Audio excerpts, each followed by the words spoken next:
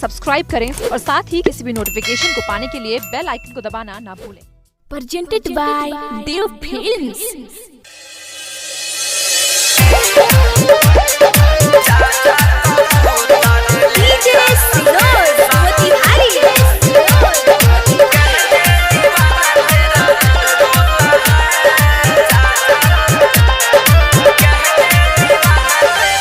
जब से हमसे बिछड़ी हुई है नैना नहीं सोता है।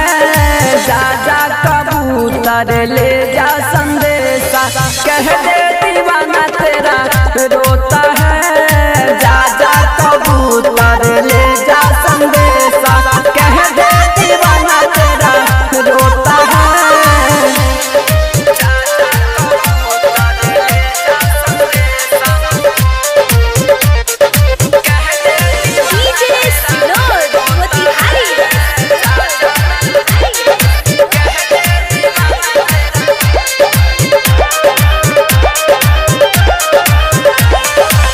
बुरा बहाल कहियो नहीं खन उकायर, तोहरे ही याद में खेलस फ्री फायर।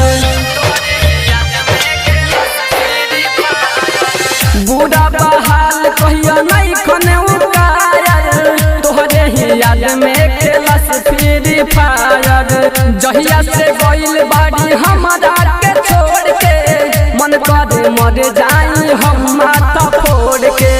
छोड़ के गइली हो जब से मैना, कुछ नहीं होता है। जा जा कबूतर ले जा संदेशा, कह दे दीवाना तेरा रोता है। जा जा कबूतर ले जा संदेशा, कह दे दीवाना तेरा रोता है।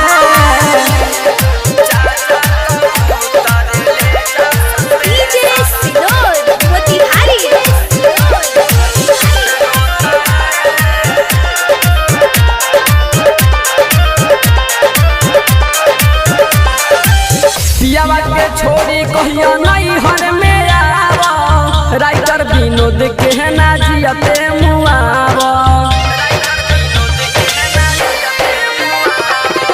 पियावा के छोड़ी कहियो नहीं हर में आवा, शमशेर सवरिया के ना जियते मुआवा।